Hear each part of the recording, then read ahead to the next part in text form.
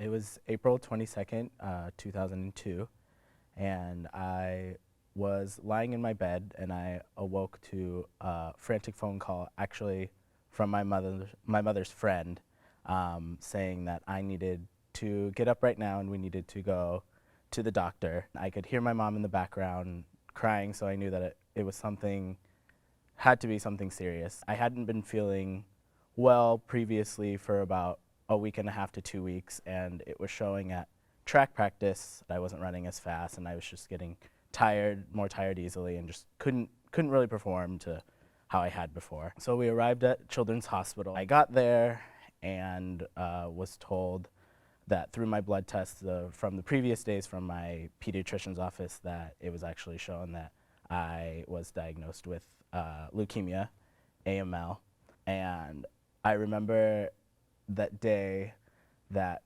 it happened, I stood there and the first question that I asked was, am I going to die? And I just remember, although my mom was there by my side, like the one person who I really wanted to talk to and really wanted there was my dad. And so it was hard, I could tell, for my mom to even look at me because there was just so much going through her mind at that point, and just trying to look at me was really hard for her. And I called my dad, and I just remember that when he got there, all I wanted to do was hold him and have him tell me that it was going to be okay. That day I didn't actually get to go home. I started treatment that day, and that's when my 10.5 months in the hospital started.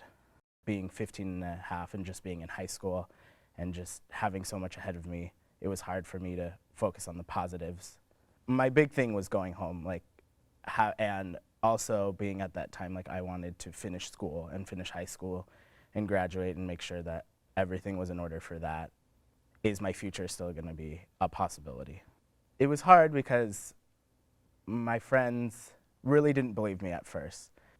It was hard for me to see how they were reacting because I never liked to hurt my friends, and to hear that they were sad, it just was sort of heartbreaking for me, and hearing them cry and not knowing and asking me questions that I didn't know about, well, how did you get it? What do we do now?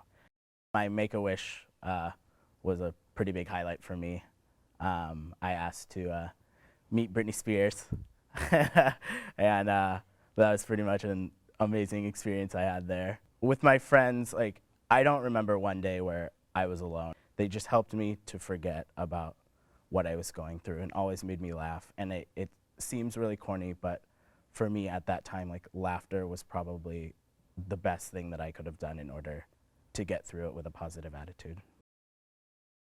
The staff at Children's, they were amazing in terms of just the bedside manner and helping not just me, but my mom and my family as well going through it. They provided services for them, counseling services, church services. They always kept us up to date and provided us with the best options and the direction that I was going and the best steps for treatment. The job they did with explaining how this was going to go, I think it was very comforting in order for me to know that. So I wanted to be the best son that I possibly could for my mom.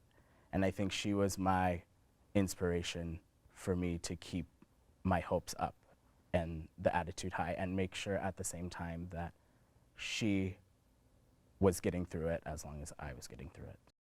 I take every day as a blessing, and for me, I like to now let people know how much they mean to me in my life, because before I think I was living my life a little selfishly, and 15, I'm in high school, I'm playing sports, I don't really care about anything else. So I think now, with my close friends here and at school, I just try and let them know as often how much I appreciate having them in my life.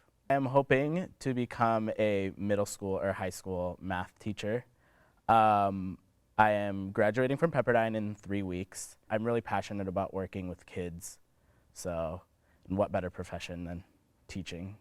I just want people to know that it's really important to, even on the darkest of days, to have your loved ones around you and to keep a positive attitude. if I can share my story and make a difference in someone else's life, one person, like, that's good enough for me.